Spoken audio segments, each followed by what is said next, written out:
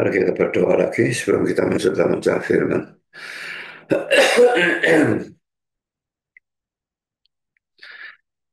Bapa di surga, terima kasih bahwa dalam kebaktian ini kami kembali mendapat kesempatan dan kebebasan untuk membaca, untuk mendengar, untuk mempelajari, merenungkan sebagian firman-Mu khususnya berhubungan dengan hari kebangkitan Kristus dari antara orang mati. Kami sekali lagi mohon supaya Engkau hadir baik di sini, di gereja, maupun dimanapun ada jemaat yang mengikuti kebaktian ini melalui YouTube Live. Dan Tuhan sekali lagi kami mohon ampun atas segala dosa kami, supaya jangan acara firman ini dihalangi oleh dosa-dosa yang masih tersisa dalam diri kami.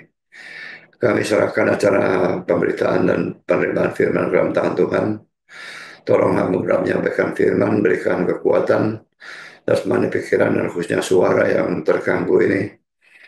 Dan kami mohon Kau berikan pengurapan kata-kata, supaya semua yang dia beritakan betul-betul datang dari Tuhan sendiri dan bisa sampaikan dengan baik, dengan benar, dan dengan sejelas-jelasnya. Lengkapi bungkus firman dan Injil-Mu dengan kuasa dan pekerjaan Roh-Mu. Dan jangan biarkan semuanya keluar dan kembali dengan sia-sia.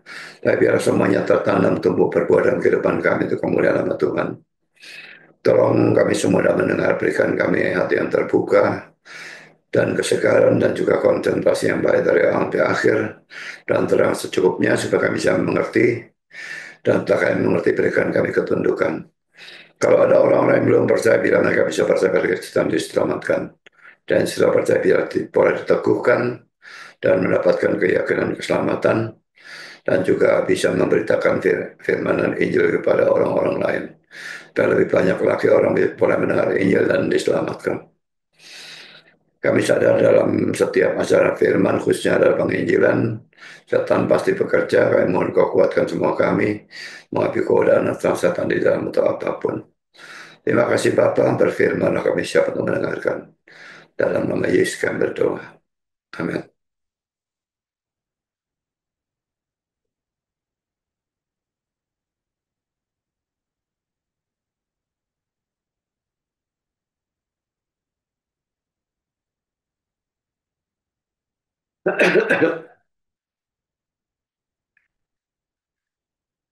Kita membahas bukti-bukti dan saksi-saksi kebangkitan Yesus. Ya. Dan ini saya ambil dari Markus pasal 16, 1-8a. Kita akan baca lebih dulu ayatnya ya. Setelah lewat hari Sabat, Maria Magdalena dan Maria ibu Yakobus serta Salome membeli rempah-rempah untuk pergi ke kubur dan meminyaki Yesus. Dan pagi-pagi benar pada hari pertama minggu itu, setelah matahari terbit, pergilah mereka ke kubur. Mereka berkata seorang kepada yang lain, siapa yang akan menggulingkan batu itu bagi kita dari pintu kubur? Tetapi ketika mereka melihat dari dekat, tampaklah batu yang memang sangat besar itu sudah terguling. Lalu mereka masuk dalam kubur dan mereka melihat seorang muda yang memakai jubah putih duduk di sebelah kanan. Meski mereka pun sangat terkejut, tapi orang muda itu berkata kepada mereka, jangan takut, kau mencari Yesus orang Nazaret yang disalibkan itu. Ia telah bangkit, ia tidak ada di sini. Lihat, inilah tempat mereka membaringkan dia. Tapi sekarang pergilah, katakanlah kepada murid-muridnya dan kepada Petrus, ia mendahului kamu ke Galilea. Di sana kamu akan melihat dia seperti yang sudah dikatakannya pada kamu. Lalu mereka keluar dan lari meninggalkan kubur itu, sebab gentar dan dahsyat menimpa mereka. Mereka tidak mengatakan apa-apa kepada siapapun juga karena takut. Saat pertama kita akan melihat tentang pemberian rempah-rempah untuk mayat Yesus ya. Jadi ini masih sebagian dari Jumat Agung dulu ya.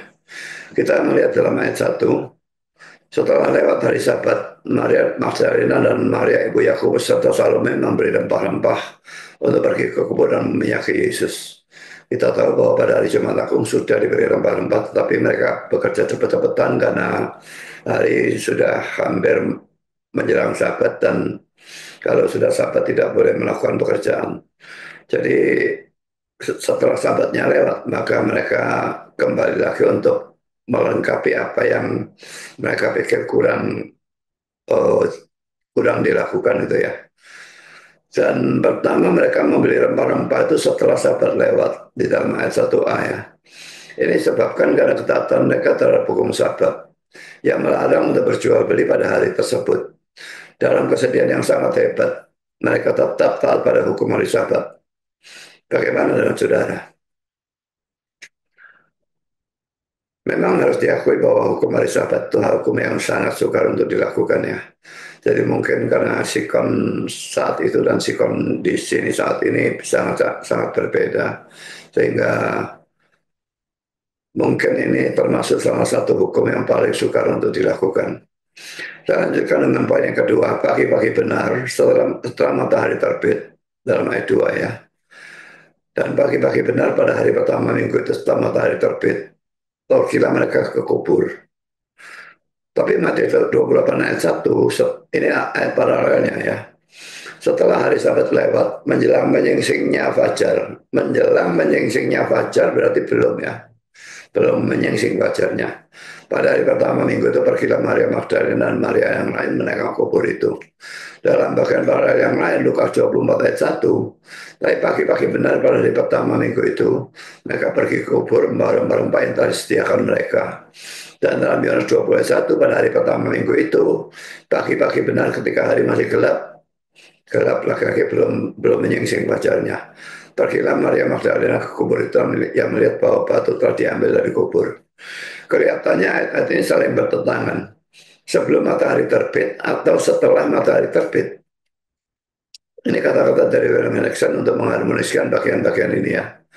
Berkenaan dengan saat di mana para perempuan ini datang, Markus mengatakan setelah matahari terbit. Matius 28 ayat 1 menjelang menyingsingnya fajar. Lukas pada pagi-pagi benar. Dan Yohanes ketika hari masih gelap. Penyelesaiannya memungkinkan. Jadi pengharmonisannya yang menurut dia. Sekalipun para perempuan itu berangkat ketika masih gelap, tetapi matahari sudah terbit ketika mereka tiba di kubur. Jadi laki-laki kalau diartikan seperti ini berarti timingnya itu tidak sama, sekalipun ayatnya paralel, tapi timingnya itu tidak sama. Yang satu menceritakan tentang keberangkatannya, itu masih gelap, dan yang satu menceritakan tentang tibanya mereka di kubur. Pada waktu itu sudah matahari sudah mulai keluar ya. Sekarang poin yang ketiga, mereka bermaksud untuk menyempurnakan apa yang telah dilakukan oleh Yusuf dari Arimatea dan Nikodemus.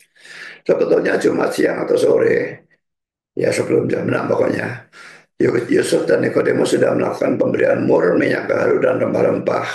Kita lihat di dalam Yohanes 19 ayat 38 sampai 40. Sesudah itu Yusuf dari Arimatea, ia murid Yesus, tapi sembunyi-sembunyi karena takut kepada orang-orang Yahudi, meminta kepada Pilatus supaya ia diperbolehkan menurunkan mayat Yesus.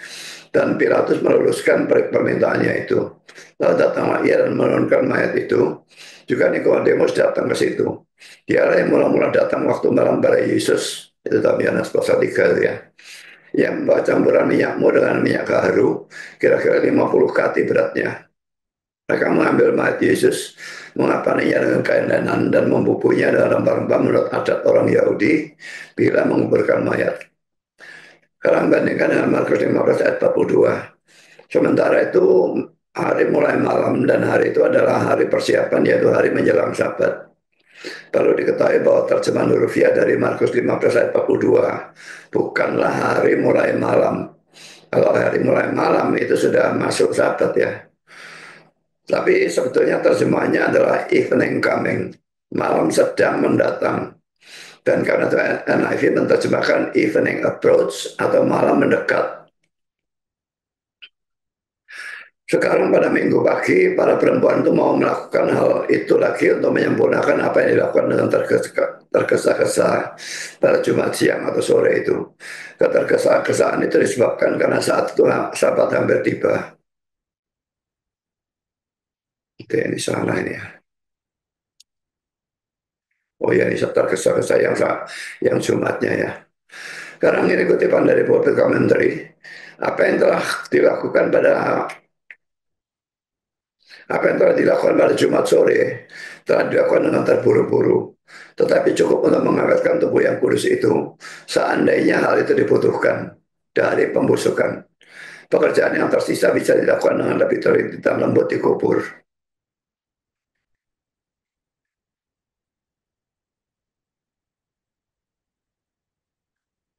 Sebagai catatan, cara penafsir dari Public Commentary memberikan kata-kata seandainya hal itu dibutuhkan. Dan ini menunjukkan bahwa ia beranggapan bahwa sebetulnya hal itu tidak dibutuhkan. Mengapa? Karena kitab suci mengatakan bahwa tubuh Kristus tidak akan membusuk. Ini ada dalam Mazmur 16 ayat 10, satu nubuat ya. Dan juga bandingkan dengan kisah Rasul 2 ayat 27 dan kisah Rasul 13 ayat 35. Kita baca dulu Mazmur 16 ayat 10. Sebab engkau tidak menyerahkan aku ke dunia orang mati dan tidak membiarkan orang kudusmu melihat kebinasaan. Perhatikan yang saya berikan garis bawah biru maupun merah ya. Kisah 2 ayat 27, sebab engkau tidak menyerahkan aku ke dalam dunia orang mati dan tidak membiarkan orang kudusmu melihat kebinasaan.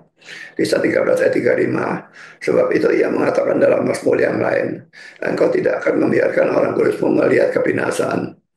Tapi saudara, dalam ketiga ayat ini, Alkitab Indonesia ini LAI salah terjemahannya. Sehingga kelihatannya menjadi berarti bahwa Kristus tidak dibiarkan mengalami kematian.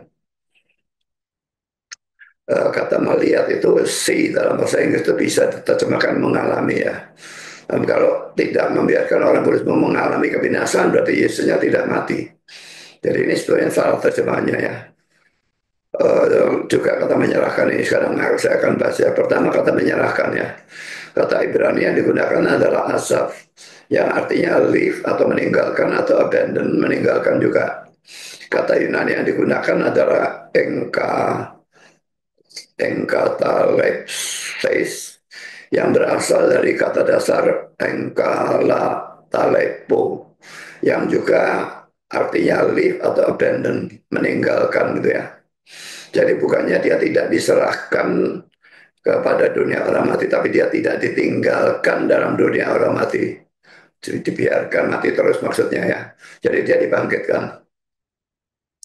Jadi Yesus memang diserahkan kepada dunia orang mati atau kubur, tapi dia tidak dibiarkan di sana karena dia bangkit pada hari yang ketiga. Karena kata-kata melihat kebinasaan, pertama kata melihat dalam bahasa Ibrani digunakan kata ra'a, yang artinya memang see. Kata bahasa Inggris see bisa diartikan melihat, tapi bisa juga diartikan mengalami. Demikian juga dalam bahasa Ibrani-nya seperti dalam Yesaya 44 ayat 16 versi King James. I have seen the fire. Aku telah merasakan atau mengalami api. Ya, see itu tidak dikatakan, tidak diterjemahkan melihat, tapi merasakan atau mengalami. Jadi terjemahan yang mana yang diambil, kata yang mana yang diambil, itu harus dilihat dari konteksnya.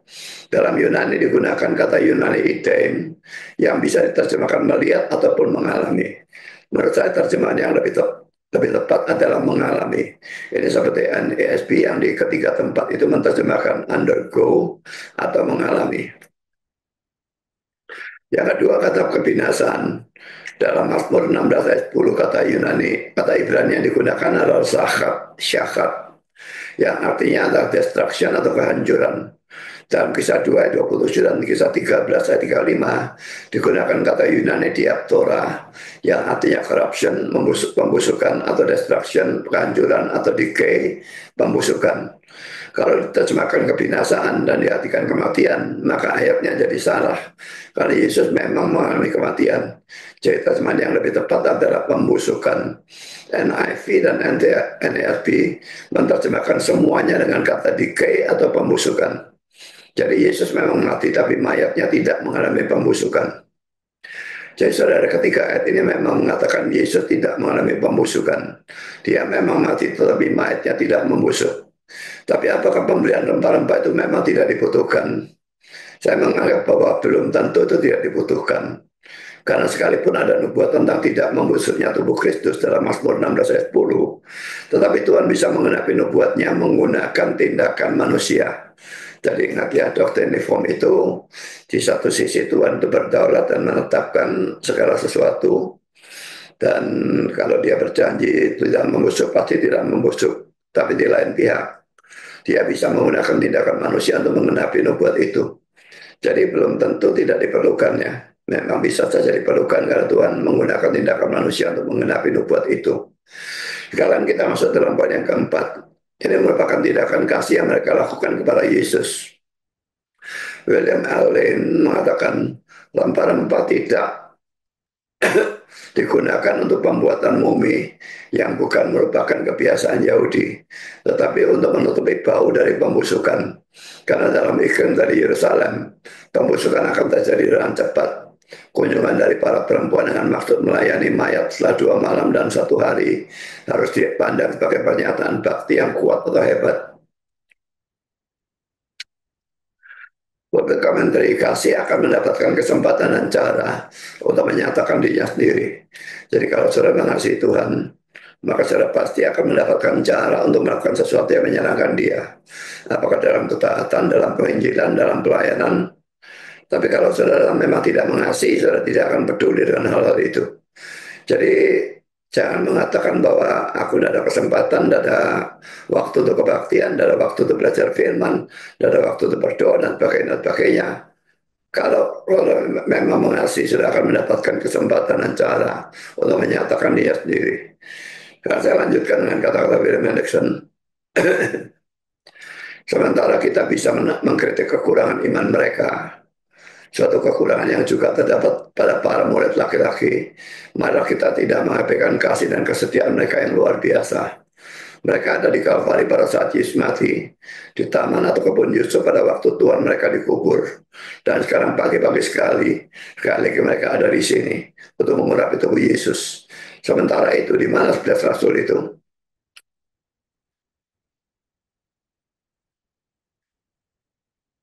Jadi murid perempuan ini justru lebih setia daripada 11 rasul yang laki-laki ya.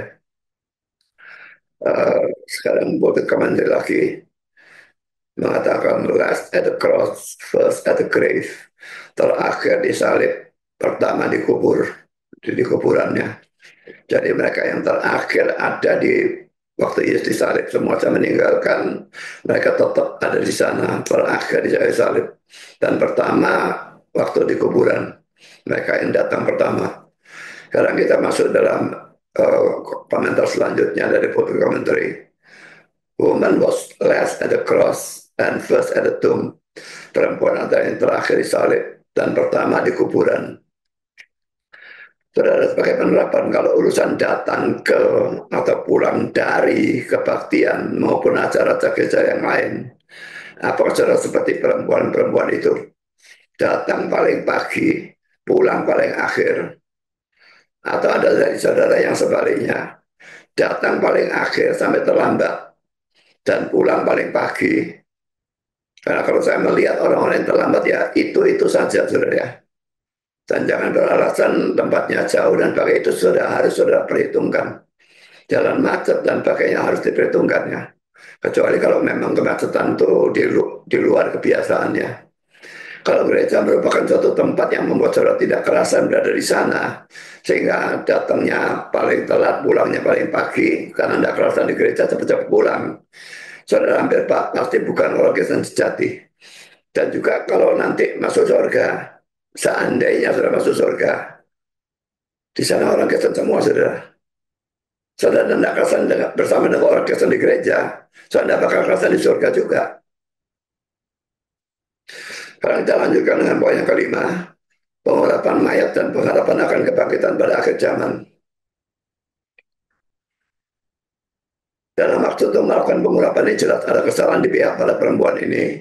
Karena ini menunjukkan bahwa mereka tidak beriman pada kata-kata Yesus yang menyatakan akan bangkit pada hari ketiga. Dalam keempat kitab Injil itu sedikitnya 4 kali Yesus menubuatkannya, kematiannya maupun kebangkitannya. Sekarang Calvin mengatakan rencana mereka untuk mengurapi Kristus seakan-akan ia masih tetap mati, tidak bebas dari kesalahan. Jadi kalau mereka beriman pada kata-kata Kristus, mereka tidak akan datang untuk mengurapi mayat Yesus. Karena kalau mereka percaya Yesus itu bangkit, ya tidak perlu diurapi kan. Tapi Calvin menambahkan,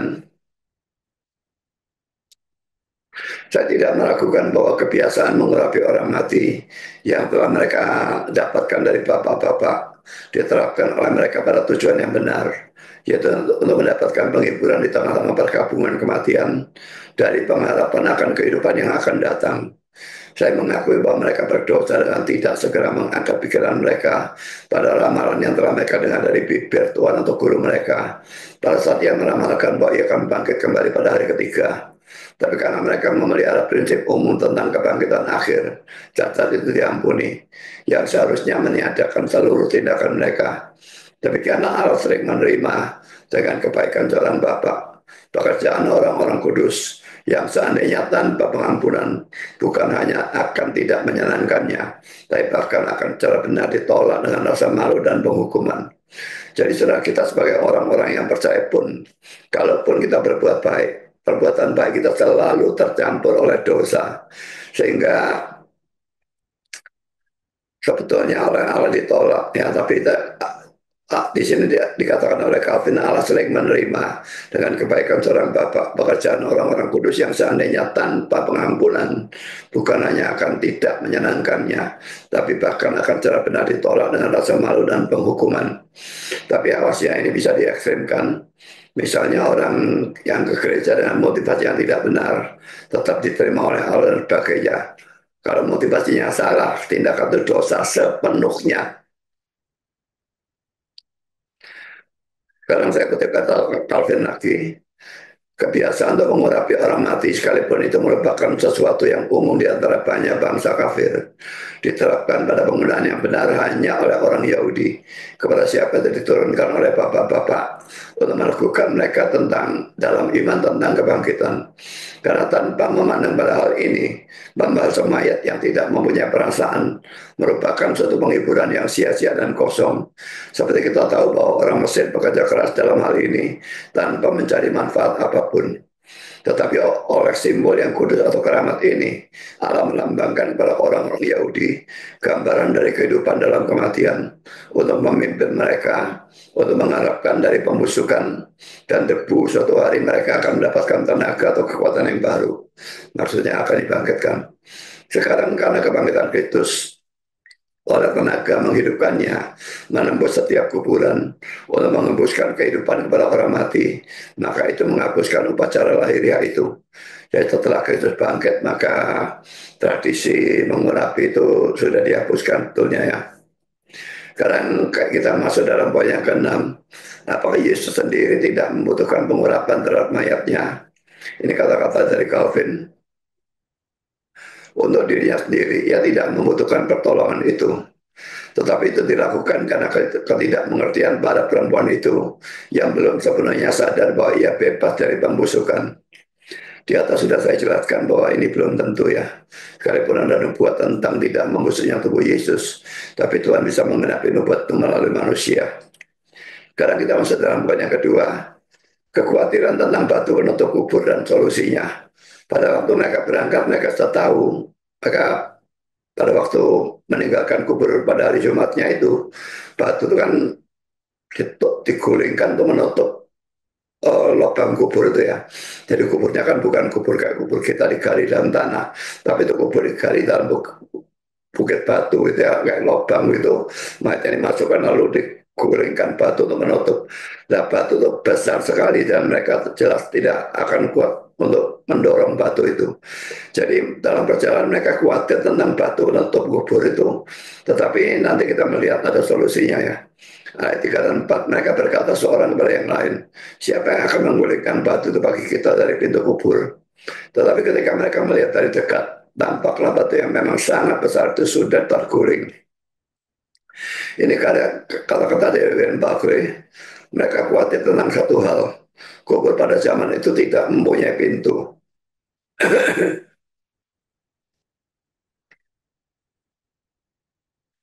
Pada saat kata pintu disebutkan, itu sebetulnya berarti pembukaan atau lubang.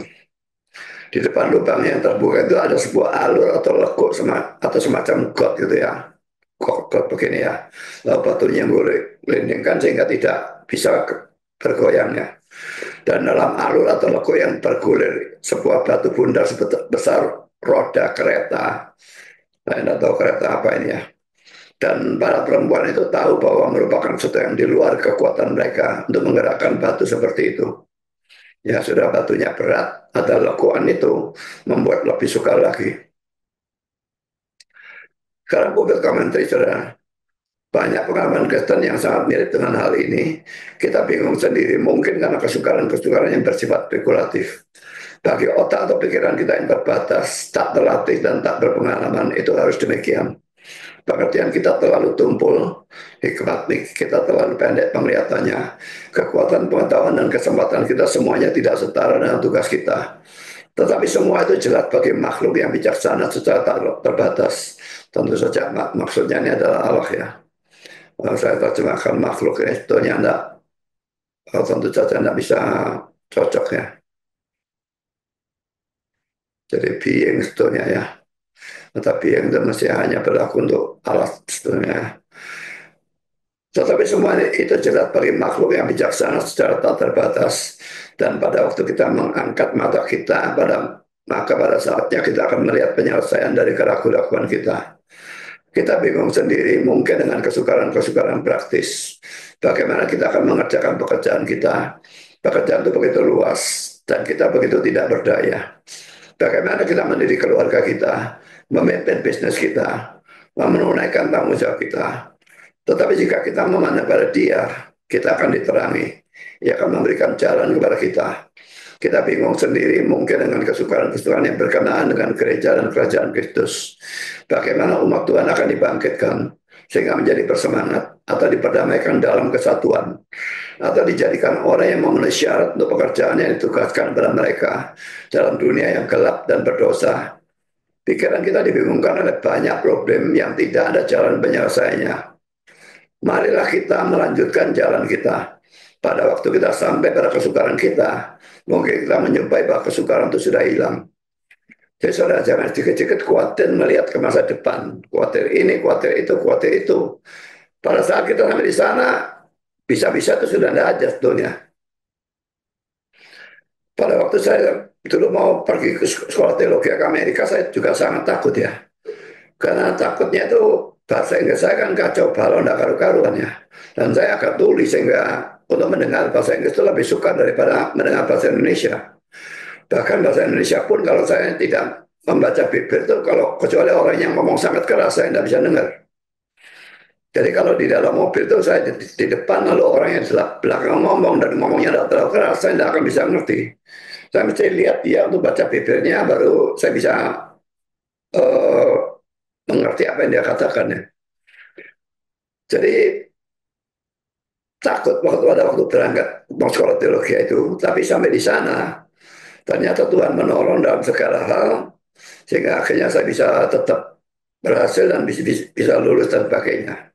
Jadi kita tidak perlu bingung dengan hal-hal yang akan datang karena kalau memang kita adalah anak Allah dan kita berjalan sesuai dengan kehendak Allah, Dia pasti akan menolong kita. Dan para perempuan itu sekalipun ada dosa tetapi ada kasih di dalamnya dan mereka tetap pasti akan ditolong sehingga pada waktu mereka sampai ternyata kuburannya sudah terbuka, batunya sudah digulingkan. Saya lanjutkan dengan public commentary. Batu yang digulingkan juga bisa kita anggap sebagai pengingat tentang kesukaran-kesukaran yang diharapkan tapi yang disingkirkan secara tak terduga. Terlalu sering kita mengecilkan hati kita sendiri dan memikirkan kesukaran-kesukaran yang akan datang. Sampai semua itu terlihat begitu besar dalam khayalan kita, sehingga kita berbalik dari jalan kewajiban. Mana kita terus mengusahakan tugas yang ditetapkan Allah untuk kita, dan kesukaran-kesukaran yang tak dapat kita atasi, akan disingkirkan oleh tangan yang lebih kuat dari tangan kita. Jadi saudara, tidak usah takut terhadap masa depannya. Masa depan ada kesukaran-kesukaran, kalau sekarang sudah dipikiri, kesukarannya sudah ada sekarang. Padahal kalau kita beriman kepada Tuhan, nanti kita sampai pada masa yang akan datang. Mungkin sekali itu sudah tidak ada. Dan kalaupun itu masih tetap ada, Allah pasti akan menolong kita ya. Sekarang William Erickson, mengapa malaikat itu harus menyingkirkan batu itu? Bukan untuk memungkinkan Yesus mendapatkan jalan keluar. Karena lihat Yohanes 20, 19 dan 26. Tetapi untuk memungkinkan para perempuan ini dan juga Petrus dan Yohanes untuk memasuki kubur. Jadi batu disingkirkan bukan supaya Yesusnya bisa keluar. Kita lihat ayat ini nanti ya. Tapi untuk memungkinkan para perempuan ini dan juga Petrus dan Yohanes itu memasuki kubur. Kita lihat dalam Yohanes 20, 19 dan 26. Ketika hari sudah malam pada hari pertama minggu itu berkumpullah murid-murid Yesus di suatu tempat dengan pintu-pintu yang terkunci karena mereka takut pada orang-orang Yahudi. Pada waktu itu datanglah Yesus dan berdiri di tengah-tengah mereka dan berkata, damai sejahtera bagi kamu. Lalu ayat 26, 8 hari kemudian, ini minggu lagi ya. Kemudian 8 hari kemudian murid Yesus berada kembali dalam rumah itu dan Thomas bersama-sama mereka. Sementara pintu-pintu terkunci, Yesus datang dan dia berdiri di tengah-tengah mereka dan berkata, damai sejahtera bagi kamu. Jadi dia bisa menembus tembok atau pintu yang terkunci. Dia pasti juga bisa menembus batu penutup kubur. Jadi secara dia tidak butuh batu digoreng kalau orang malaikat, dia bisa menembus batu itu. Dia bisa menembus tembok atau pintu yang terkunci, dia pasti juga bisa menembus batu penutup kubur. Jadi tubuh kebangkitan sekalipun itu tetap tubuh, tetapi mempunyai kualitas yang berbeda dengan tubuh yang sekarang ini. Tubuh yang sekarang ini tidak mungkin menembus kubur, menembus batu atau menembus tembok, menembus pintu tidak mungkin. Dan itu juga tidak pernah Yesus lakukan sebelum dia bangkit dari antara orang mati ya. Dan Paul Kamarti mengatakan bahwa pada titik ini ayat 4, Maria Magdalena lari untuk memberitahukan Petrus dan Yohanes dalam Yohanes 20 ayat 2. Saya kira Anda usah saudara bacakan, saya bisa baca sendiri. Sekarang kita masuk dalam yang ketiga, bukti dan saksi-saksi kebangkitan Yesus dalam ayat 5 dan ayat 7.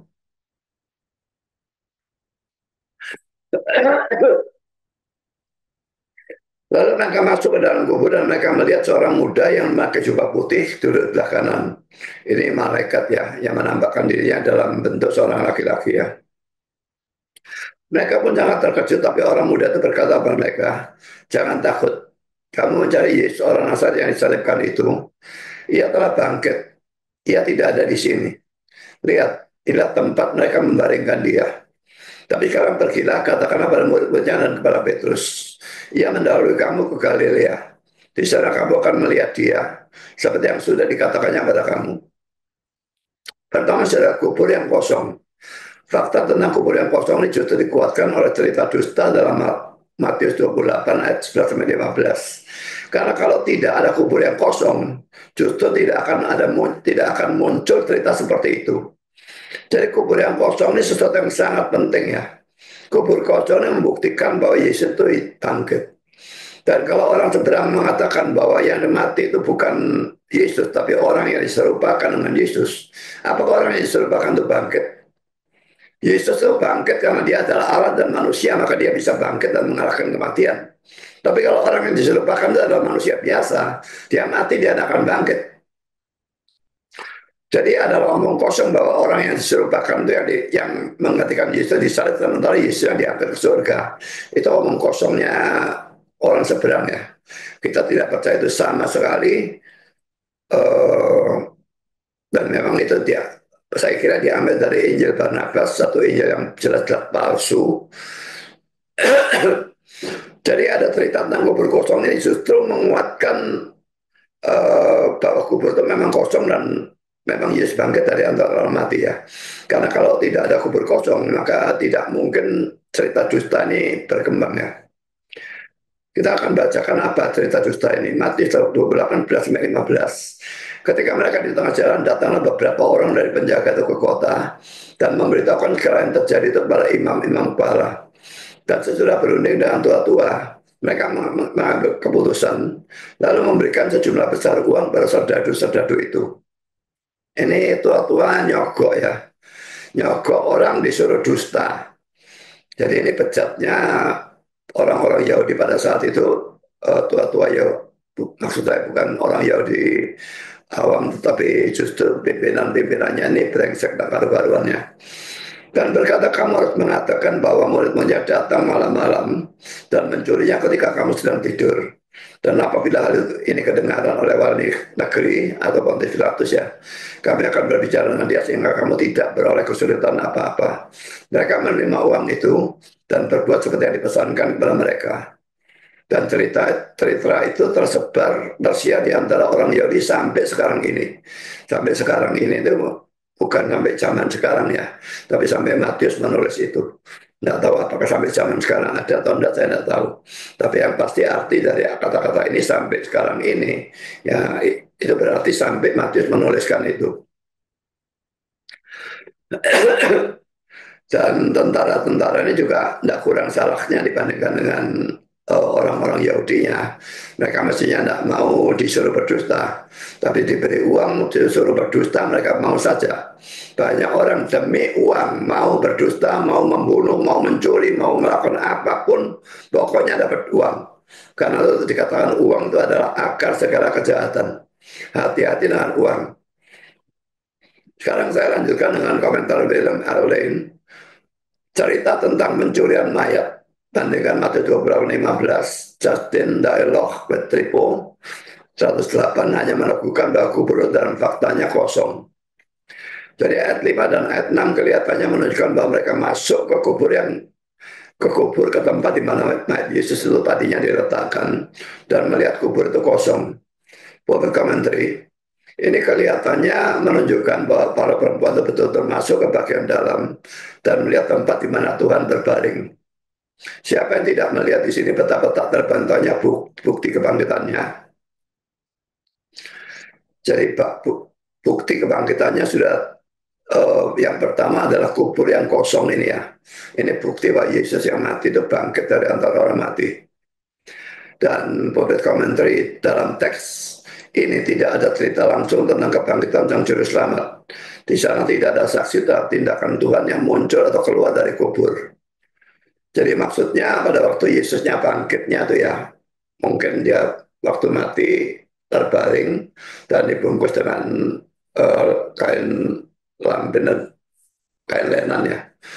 Uh, Pada waktu dia melek matanya, lalu dia mungkin duduk lalu melepaskan kain yang membungkus dia, lalu dia keluar dari kubur, itu tidak ada yang melihat ya.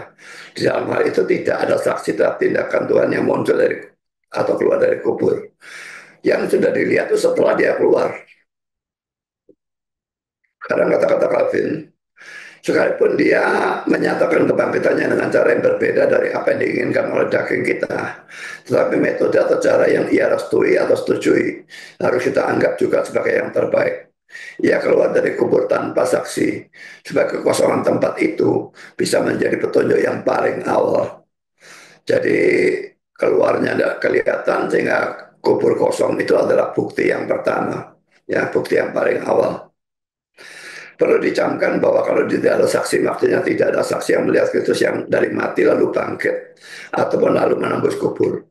Tetapi yang ada adalah saksi-saksi yang melihat Kristus yang sudah bangkit. Dan ini sangat banyak. Mari kita melihat ayat ini ya. Kalau sebetulnya dibutuhkan cuma 2 atau 3 orang saksi sehingga suatu perkara dianggap sah ya. Tapi dalam kasus Kristus bangkit, saksinya itu bukan cuma 2 atau 3. Mari kita melihat ya.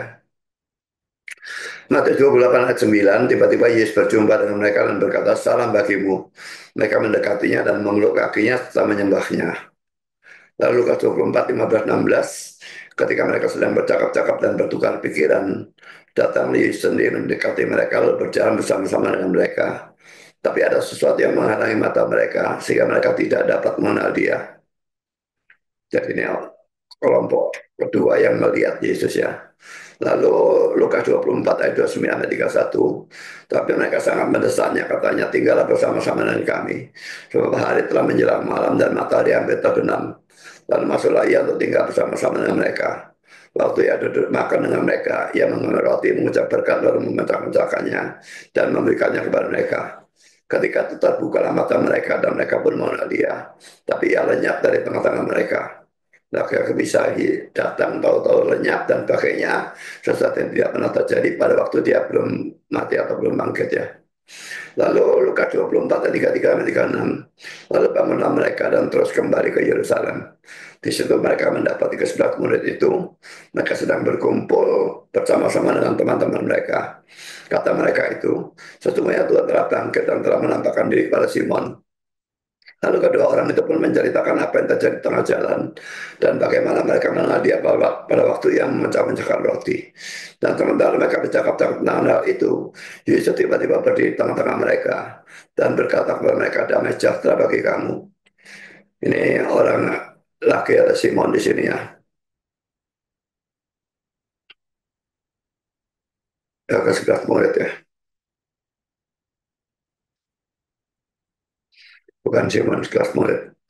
Sekarang Yohanes 20 ayat 14-16. Sesudah berkata demikian, ia menoleh ke belakang dan melihat Yesus berdiri di situ. Tapi ia tidak tahu bahwa itu adalah Yesus. Jadi ini yang pertama kali dia dilihat oleh orang yang hidup ya. Ayat 15 kata Yesus kepadanya, ibu mengapa engkau menangis? Siapakah yang kau cari? Maria menyangka orang itu adalah penunggu taman, lalu berkata kepadanya, Tuhan, jika Tuhan yang mengambil dia, katakanlah kepadaku di mana Tuhan meletakkan dia, supaya aku dapat mengambilnya. Kata Yesus kepadanya, Maria. Maria berpaling dan berkata kepadanya dalam bahasa Ibrani, Rabuni, artinya guru. Di ayat 20 ayat 19, ketika hari sudah malam pada hari pertama minggu itu, berkumpullah murid Yesus di suatu tempat dengan pintu-pintu yang terkunci karena mereka takut pada orang-orang Yahudi. Pada waktu itu datanglah Yesus dan berdiri di tengah-tengah mereka dan berkata, damai sejahtera bagi kamu. Nah, kita dua ini sudah kita baca tadi ya, tapi kita baca ulang. 8 hari kemudian murid-murid Yesus berada kembali dalam rumah itu dan Thomas berada bersama-sama dengan mereka. Sementara pintu-pintu terkunci, Yesus datang dan ia berdiri di tengah-tengah mereka dan berkata, damai sejahtera bagi kamu. Sekarang Yohanes 21 ayat 1-14. Kemudian Yesus menampakkan diri lagi kepada murid-muridnya di pantai Danau Tiberias dan ia menampakkan diri sebagai berikut. Di pantai itu berkumpul Simon Petrus, Thomas yang disebut Didimus, Nathanael dari Kana yang di Galilea, anak-anak Zebedius dan dua orang muridnya yang lain. Kata Simon Petrus kepada mereka, aku pergi menangkap ikan. Kata mereka kepadanya, kami juga pergi dengan engkau. Mereka berangkat lalu naik ke perahu. Tapi malam itu mereka tidak menangkap apa-apa. Jadi mungkin mereka anggap Yesus yang sudah mati, mereka kembali lagi pada pekerjaan mereka semula, mereka menjadi penjala ikannya. Tapi mereka tidak menangkap apa-apa. Ketika hari mulai siang, Yesus berdiri di pantai. Akan tapi murid-murid tidak tahu bahwa itu adalah Yesus. Kata Yesus kepada mereka, hai anak-anak, adakah kamu punya lauk? Dan mereka tidak ada. Maka kata Yesus kepada mereka, sebarkanlah jalamu di sebelah kanan perahu, maka kamu akan kamu peroleh. Lalu mereka menebarkannya dan mereka tidak dapat menariknya lagi karena banyaknya ikan. Maka murid yang dikasih Yesus berkata pada Petrus, itu Tuhan. Ketika Petrus mendengar bahwa itu adalah Tuhan, maka ia mengenakan pakaiannya, sebab ia tidak berpakaian, lalu terjun ke dalam danau. Murid-murid yang lain datang dengan perahu karena mereka tidak jauh dari darat, hanya kira-kira 200 hektar saja, dan mereka menghela jala yang penuh ikan itu.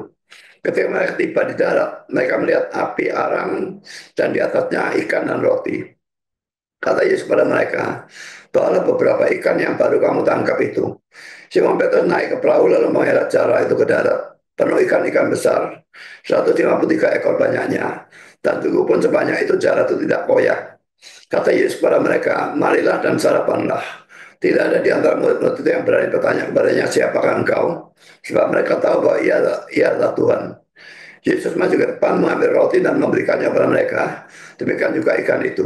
Itulah ketiga kalinya Yesus menampakkan diri kepada murid-muridnya. Sudah ia bangkit dari antara orang mati. Lalu dalam 1 Korintus 15 ayat 58, bahwa ia telah menampakkan diri kepada Kefas itu buat Simon Petrus ya. Kemudian berkata pada kedua belas muridnya, sesudah itu ia menampakkan diri kepada lebih dari 500 saudara sekaligus. Perhatikan ya, saksinya tuh lebih dari 500 saudara, 500 orang Kristen. Jadi kalau dibutuhkan cuma 2-3 orang saksi, di sini 500 lebih saksi tentang kebangkitan Yesus. Kebanyakan dari mereka masih hidup sampai sekarang. Sekarang itu ya pada waktu Paulus yang menulis ya. Tapi beberapa di antaranya telah meninggal. Selanjutnya ia menampakkan diri kepada Yakobus, kemudian kepada semua rasul, dan yang paling akhir dari semuanya ia menampakkan diri juga kepadaku, sama seperti kepada pada anak yang lahir sebelum waktunya.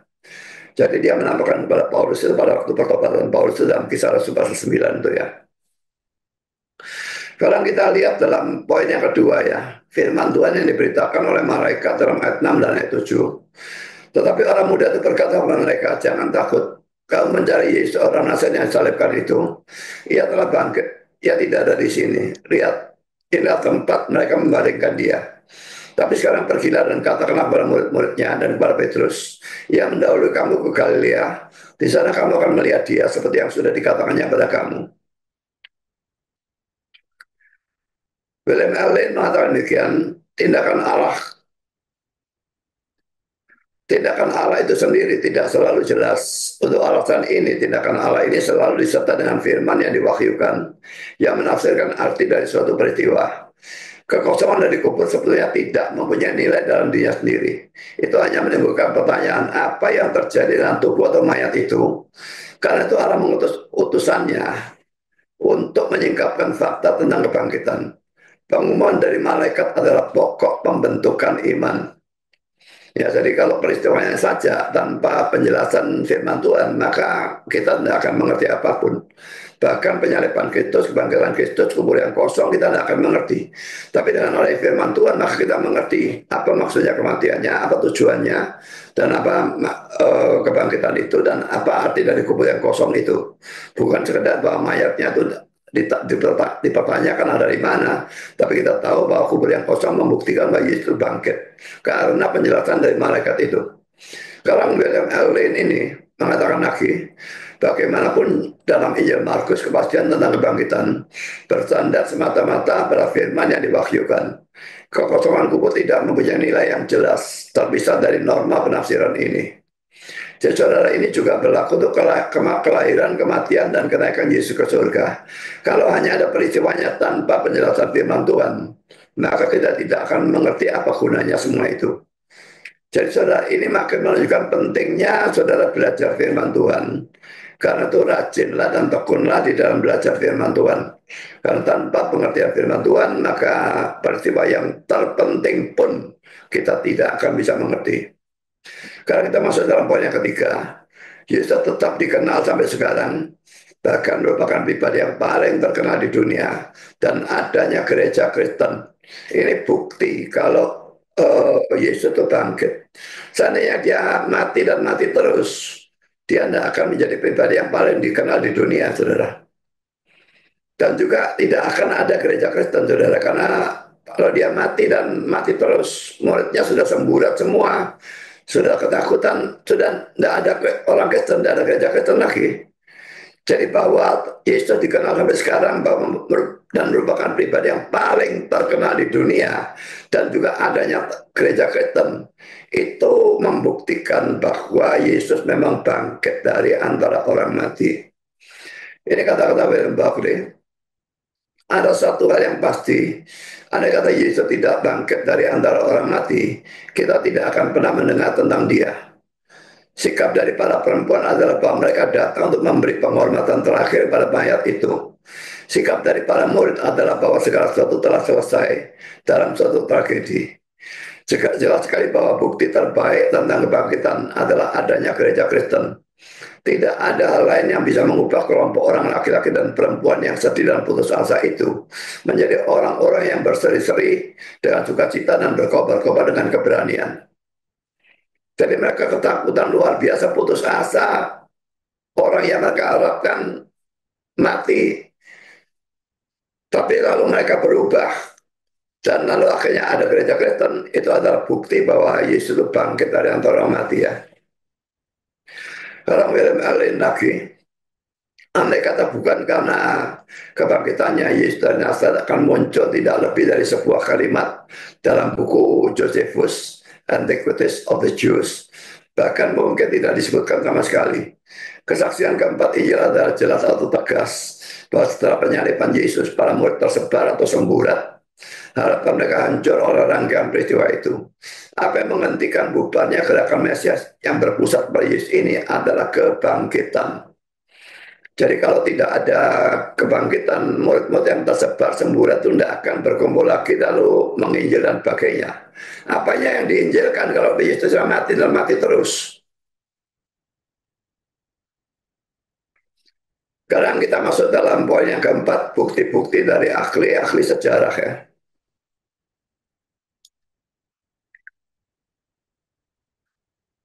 Saya tanyakan ini kepada ChatGPT ya. Pertanyaan, apakah ada bukti sejarah yang menyatakan Yesus mati salib dan bangkit pada hari ketiga? Kalau ada, tolong berikan judulnya, pengarangnya, kutipannya, dan sekaligus terjemahnya. Jadi pertanyaan saya ya. Sekarang jawaban dari ChatGPT, ya, terdapat bukti sejarah yang mendukung bahwa Yesus mati di salib dan bangkit pada hari ketiga.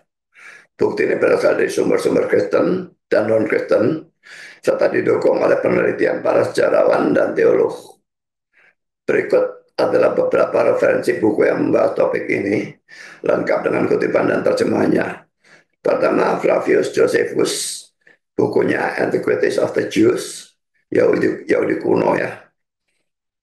Flavius Josephus ini seorang sejarawan Yahudi abad pertama. Menulis tentang Yesus dalam karyanya Antiquities of the Jews.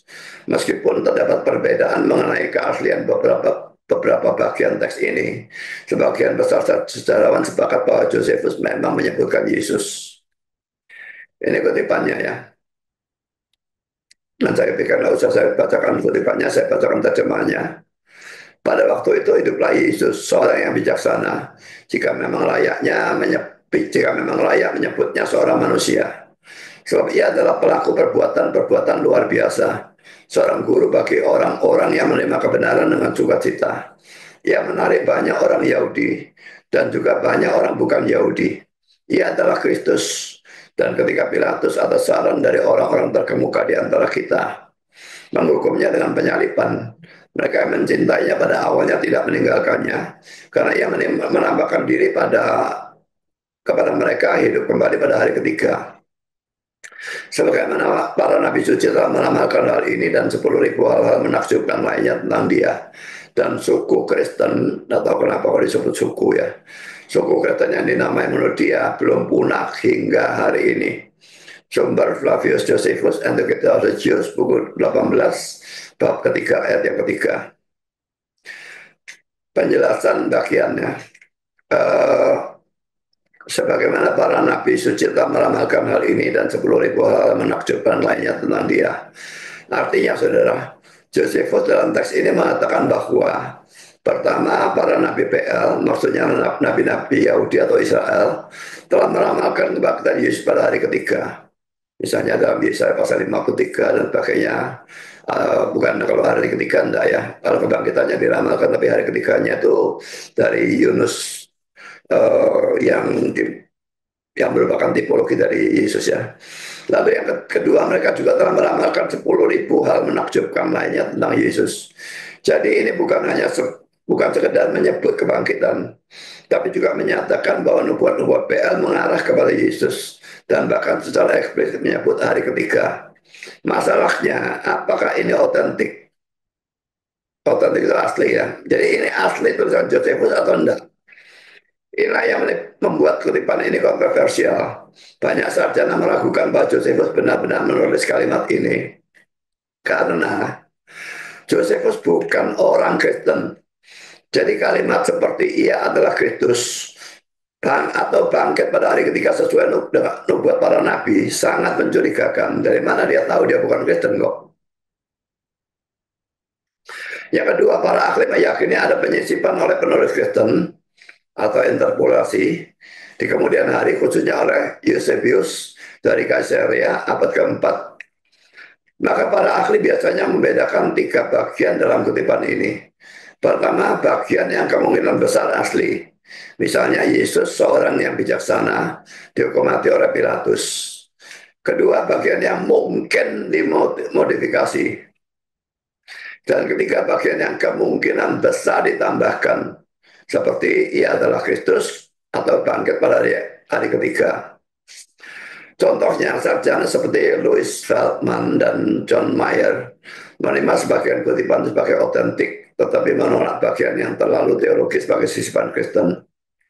Maka kesimpulannya, kata-kata sebagaimana para nabi suci telah meramalkan hal ini, kemudian besar adalah interpolasi Kristen dan bukan berasal dari pena asli Josephus.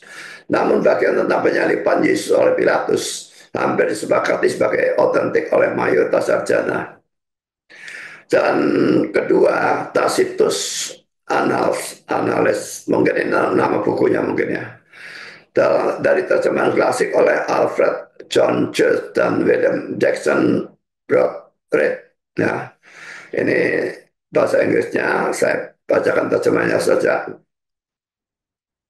Kristus dari siapa nama itu berasal menderita hukuman paling berat pada masa pemerintahan Tiberius oleh tangan salah satu prokurator kita, Pontius Pilatus, dan suatu tahayul yang sangat berbahaya yang sempat ditekan untuk sementara kembali muncul bukan hanya di Yudea, tempat asal kejahatan itu, tapi bahkan di Roma, di mana semua hal yang kecil dan memalukan dari seluruh dunia menemukan pusatnya dan menjadi populer. Sebagai catatan penting, saudara, poin A, Tacitus ini menulis ini sekitar tahun 115 Masehi. Jadi sekitar 80 tahun setelah penyaliban Yesus. Kedua, poin B, ia adalah seorang senator dan sejarawan Romawi, bukan Kristen. Dia justru menulis dengan nada antipati terhadap kekristenan, sehingga kesaksiannya dianggap sangat objektif dan kredibel. Jadi kalau yang menulis orang Kristen, dia bisa saja Kristen membenar-benarkannya. Tapi dia justru adalah orang yang antipati terhadap kekristenan. Tapi dia sejarawan, dan dia menulisnya secara jujur ya. Jadi kesaksiannya karena justru kan dia bukan Kristen dan bahkan punya sikap anti terhadap kekristenan, maka kesaksiannya dianggap sangat objektif dan kredibel ya. Bisa dipercaya kredibel ya. Poin C, istilah superstitio prava et exitiabilis. Tahayul jahat dan berbahaya menunjukkan bahwa Tacitus tidak simpati kepada orang Kristen, tetapi mengakui secara historis bahwa Kristus disalibkan oleh Pilatus. Catatan saudara, ChatGPT sebetulnya pada waktu saya tanyakan pertanyaan itu memberikan nama 5 orang, tapi 3 yang terakhir adalah orang-orang zaman modern dan saya tidak menggunakannya, jadi saya hapuskan di sini, tidak saya berikan. Tapi saya lanjutkan dengan pertanyaan yang lainnya. Pertanyaan saya berpendapat bahwa dari kelima orang itu 2 yang paling kuno, abad pertama Masehi adalah yang paling bisa dipercaya dan juga yang paling bisa digunakan untuk perdebatan. Apakah aku benar? Ini jawaban dari ChatGPT. Ya, pendapatmu sangat tepat dan kuat secara metodologis. Terutama jika kamu sedang membangun argumen historis atau apologetis terhadap orang non-Kristen atau skeptis. Berikut penjelasan mengapa 2 sumber tertua, Josephus dan Tacitus, antara yang paling dapat dipercaya dan paling kuat untuk debat sejarah. Pertama, saudara, Flavius Josephus dan Tacitus, sumber sekuler pada abad 1 Masehi. Pertama, poin A, dekat dengan peristiwa. Poin pertama, mereka hidup hanya beberapa dekade setelah penyaliban Yesus. Dalam kurung, Josephus lahir lebih kurang 4 tahun setelah penyaliban. Jadi dekat sekali dengan zaman Yesus ya. Lalu poin kedua, semakin dekat waktu penulis dengan kejadian, semakin kuat nilai historisnya. Dan poin B, mereka itu bukan Kristen ya, baik Josephus maupun Tacitus itu bukan Kristen. Mereka bukan orang percaya, jadi kesaksian mereka bersifat tidak memihak, bukan bias gitu ya. Atau bahkan bermusuhan, terutama Tacitus ya. Kedua, hal ini justru menguatkan nilai kesaksian mereka. Jika orang yang tidak percaya saja mengakui bahwa Yesus disalibkan oleh Pilatus, itu menjadi bukti kuat bahwa penyaliban benar-benar terjadi. Sekarang poin C, kredibilitas historis. Pertama, Tacitus dianggap sebagai sejarawan terbaik Romawi oleh banyak akademisi. Dan kedua, Josephus adalah satu-satunya sumber Yahudi dari abad pertama yang menulis sejarah secara luas. Yang kedua, sering dikutip dalam karya akademis. Buku-buku apologet modern sejatis seperti karya Gary Habermas, William Lane Craig, Mike Licona, dan lainnya selalu mengutip Josephus dan Tacitus sebagai sumber eksternal yang paling kuat untuk membuktikan keberadaan dan kematian Yesus secara historis. Saya tanya lagi ya, pertanyaan mengapa dan apa tujuannya Eusebius memberikan sisipan pada tulisan Josephus? Menurutmu ini tindakan yang benar atau yang jahat atau tidak benar? Dan ini jawaban ChatGPT. Pertanyaanmu sangat bagus dan menyentuh salah satu isu paling kontroversial dalam studi sejarah gereja dan historiografi awal-awal kekristenan. Latar belakang sisipan dalam tulisan Josephus yang kamu maksudkan kemungkinan besar adalah Testimonium Flavianum, yaitu bagian dari buku Antiquities of the Jews karangan Flavius Josephus dalam 1833 ya, yang berisi referensi eksplisit dan positif tentang Yesus. Ini dia berikan bahasa Inggrisnya tanpa terjemahan, di sini saya berikan terjemahan sendiri. Pada waktu itu hiduplah Yesus, seorang yang bijaksana, jika boleh disebut manusia. Ia adalah Kristus. Ia menampakkan diri kepada mereka hidup kembali pada hari yang ketiga. Para sejarawan dan ahli teks sejak lama menyimpulkan bahwa bagian ini mengalami interpolasi, yakni penambahan atau pengubahan oleh penyalin Kristen kemungkinan besar Eusebius. Mengapa dan apa tujuannya Eusebius melakukan hal ini? Pertama, tujuan apologetik ya. Apologetik itu pembelaan iman ya. Eusebius menulis Ecclesiastical History untuk membela dan menjelaskan kebenaran kekristenan serta menyusun narasi sejarah gereja dari sudut pandang iman Kristen, menambahkan bukti dari seorang Yahudi non-Kristen, Josephus, yang mengakui bahwa Yesus adalah Mesias akan sangat mendukung argumennya. Tapi kalau memang ini faktanya, ini kebenarannya, dia ini orang kurang ajar menurut saya. Dan tidak jujur sama sekali dalam berapologetik. Ya. Yang kedua, saudara, membangun kredibilitas historis Injil. Jika seorang penulis Yahudi abad pertama seperti Josephus bisa menyebut Yesus secara positif, itu dianggap sebagai bukti netral yang memperkuat Injil. Eusebius mungkin merasa ini sah untuk mendukung iman. Ketiga, motivasi teologis dan pastoral. Eusebius hidup dalam konteks pasca penganiayaan sebelum dan sesudah Konstantinus ya, Konstantin, mungkin Kaisar Konstantin yang eh, menjadi Kristen itu ya, dan melihat pentingnya meneguhkan gereja dalam sejarah. Dia bisa saja berpikir bahwa menyisipkan elemen yang membela iman adalah tindakan demi kebaikan gereja. Dusta tidak pernah boleh dilakukan ya, demi kebaikan gereja atau demi apapun tidak boleh berdusta. Jadi kalau dia berdusta seperti ini, dia tidak beres orangnya. Apakah ini tindakan benar atau jahat? Ini pertanyaan etis dan teologis yang sangat dalam. Kalau dilihat dari sudut pandang historis dan etika akademik modern, tindakan ini salah. Menyisipkan atau memalsukan teks sumber adalah tindakan tidak jujur dan merusak integritas sejarah. Dia menipu pembaca, menodai reputasi Josephus, dan membuat kesaksian sejarah menjadi tidak bisa dipercaya. Justru dengan dia memberikan tambahan itu, menjadikan sekarang kalau kita menggunakan bukunya Josephus ini, adalah orang seberang misalnya, dan mereka tahu fakta ini, mereka bilang, ini diubah sama Eusebius kok. Seluruhnya akhirnya tidak dipercaya.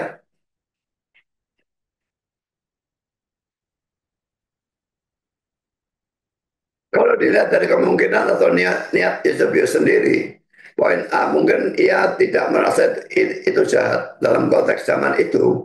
Batas antara historiografi dan teologi tidak sejelas zaman sekarang. Bisa jadi Eusebius merasa ia melengkapi atau menyempurnakan teks demi kebenaran yang lebih tinggi. Poin B, bahkan sebagian sejarawan menduga Eusebius percaya bahwa Josephus seharusnya mengatakan itu, dan karena itu merasa sah mengembalikan sesuatu yang sudah dihilangkan oleh penyalin sebelumnya. Lalu penilaian pribadi berdasarkan prinsip reform dan etika historis. Kalau saya harus menilai dengan memakai kebenaran harus menilai dengan memakai prinsip kebenaran Alkitab dan kejujuran intelektual. Pertama, itu tindakan salah, meskipun dimaksudkan untuk kebaikan apologetis, manipulasi teks tetap merupakan pemalsuan. Kedua, dalam terang hukum Allah, jangan mengucapkan saksi dusta. Tindakan ini mencemari integritas historis dan menimbulkan kesulitan apologetis di masa depan. Karena orang jadi curiga terhadap semua data Kristen awal. Kalau kamu tertarik, aku bisa tunjukkan bagian dari karya Eusebius yang pertama kali mengutip Testimonium Flavianum dan membandingkannya dengan versi asli Josephus dalam manuskrip Arab dan Slavonik yang lebih pendek dan kemungkinan lebih asli. Mau lanjut ke sana? Saya bilang, ya lanjut, silakan lanjut ke sana. Sekarang jawaban ChatGPT lagi, mantap, mari kita gali lebih dalam.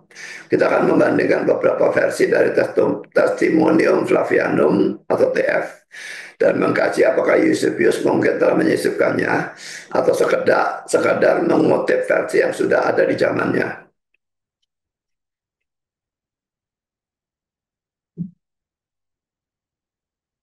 Pertama adalah versi klasik yang umum kita baca hari ini, ditemukan dalam Antiquities of the Jews 1833 dari manuskrip Yunani diduga mengandung interpolasi Kristen.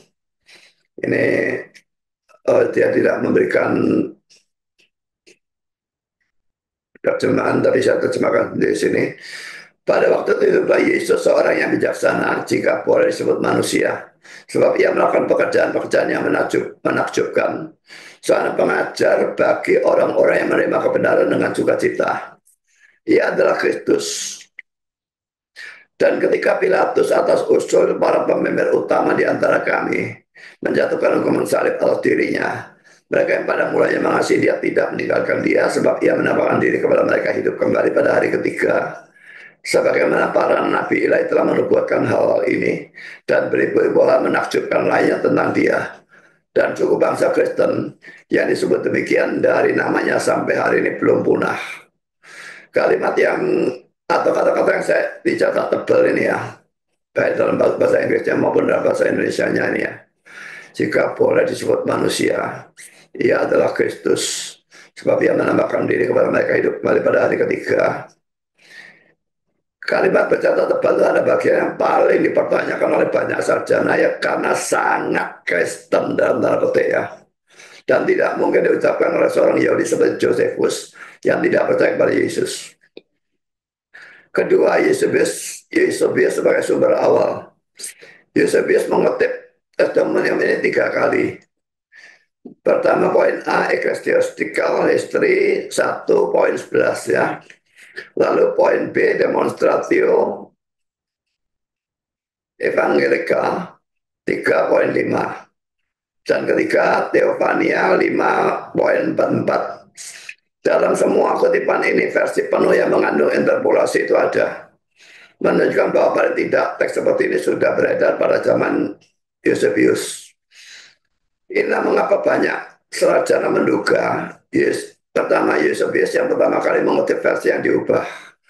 Kedua, atau bahkan dialah yang menulis interpolasi itu sendiri sebagai sisipan apologetis.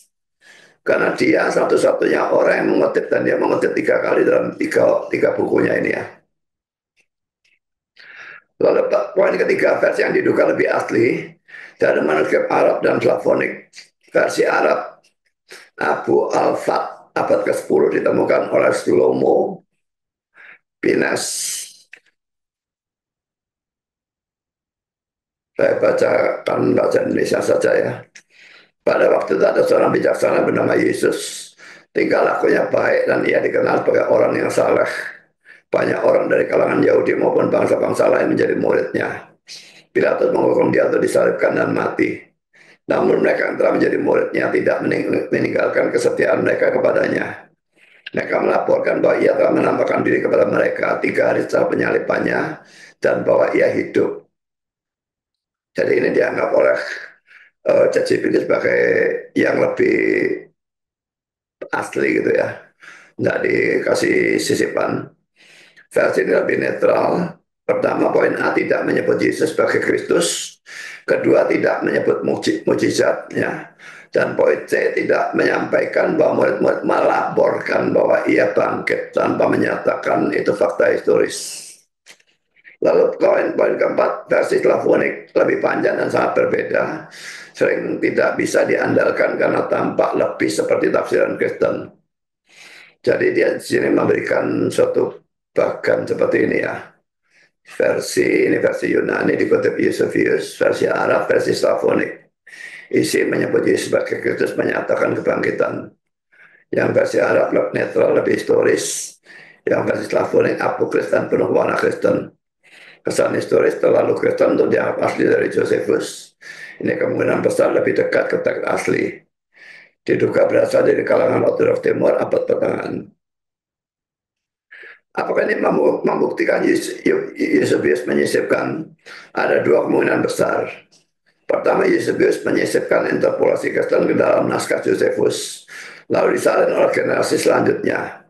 Kedua, interpolasi itu dilakukan oleh orang Kristen sebelum Eusebius, dan Eusebius hanya mengutip apa yang tersedia padanya. Sebagian besar sarjana cenderung pada opsi pertama, terutama karena tidak ada kutipan testimonium sebelum Eusebius, dan Eusebius yang pertama memperkenalkannya dalam sejarah. Setelah percakapan dengan ChatGPT terlihat jelas ya sebetulnya bahwa bukti-bukti sejarah yang ada hanya tentang kematian Yesus, bukan tentang kebangkitannya. Sedangkan tentang kebangkitannya, kita hanya bersandar pada firman Tuhan atau Alkitab. Dan itu bagi kita yang percaya bahwa Alkitab adalah firman Allah, maka itu suatu bukti yang sangat-sangat kuat. Nah, sebagai penutup saudara, William Barclay berkata, Yesus bukanlah seorang tokoh dalam sebuah buku, tetapi sebuah kehadiran yang hidup. Suatu lebih tepat saya kiranya. Suatu kehadiran yang hidup. Tidak cukup untuk mempelajari cerita Yesus seperti kehidupan tokoh sejarah besar yang lain. Kita bisa atau boleh memulainya dengan cara itu, tapi kita harus mengakhirinya dengan bertemu dengannya. Yesus lebih merupakan seseorang untuk ditemui daripada dibicarakan atau didiskusikan. Kehidupan Kristen bukanlah kehidupan seorang manusia yang tahu tentang Yesus, tetapi kehidupan seseorang yang mengenal Yesus. Jadi saudara, kalau dari kutipan William Barclay ini, saudara termasuk yang mana? Sekedar saudara tahu tentang Yesus, atau saudara memang mengenal Yesus dan percaya kepada Dia sebagai Tuhan dan Juru Selamat saudara? Jadi pertanyaan saya, saudara, sudahkah saudara bertemu secara rohani dengan Yesus? Kita tidak perlu bertemu dengan Dia secara jasmani. Kita tidak hidup pada zamannya Dia. Dan kalau kita bisa percaya hanya dari firman Tuhan, Yesus berkata kita lebih berbahagia daripada orang yang melihat dan percaya seperti Thomas itu ya. Jadi sudahkah saudara bertemu secara dengan Yesus? Apakah selama ini saudara hanya tahu tentang Yesus? Atau saudara betul-betul mengenal Yesus? Saudara bertemu dengan Yesus secara rohani dan betul-betul mengenal Dia. Kalau saudara datang dan percaya kepadanya. Karena saudara yang bagi yang belum percaya dan belum betul-betul mengenal Dia, datanglah dan percaya kepadanya sekarang juga. Tuhan memberkati saudara. Amin.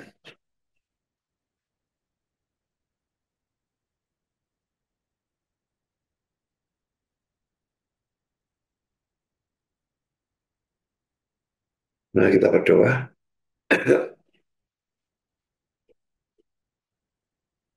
Bapa di surga, terima kasih bahwa kami sudah boleh mendengar sebagian dari firman Tuhan. Kami belajar banyak hal tentang kekhawatiran perempuan-perempuan itu. Baik kami tidak menirunya. Juga di satu sisi ada ketidakpercayaan dan itu dosa. Tetapi di sisi lain ada kasih yang luar biasa dari mereka.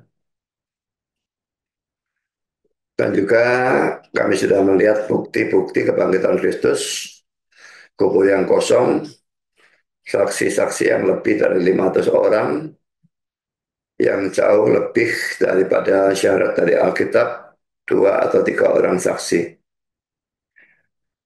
Sekalipun tidak ada saksi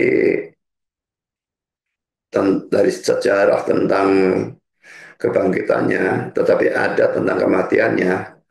Dan kalau kematiannya ada, kebangkitannya pasti juga ada, karena tanpa kebangkitannya tidak akan ada gereja Kristen. Saya bersyukur atas pelajaran hari ini, tetapi terutama kami bersyukur dan memuji Engkau karena Engkau sudah menyalahkan anakmu yang tunggal untuk menderita mati dan bangkit pada hari yang ketiga untuk menebus dosa-dosa kami. Bagi semua yang belum percaya, Tuhan, kami berdoa supaya Engkau bekerja sehingga mereka bisa percaya dan diselamatkan. Yang sudah percaya supaya bisa diteguhkan dan bisa memberitakan Injil ini kepada orang-orang lain. Terima kasih Bapak, dalam nama Yesus kami berdoa. Amin.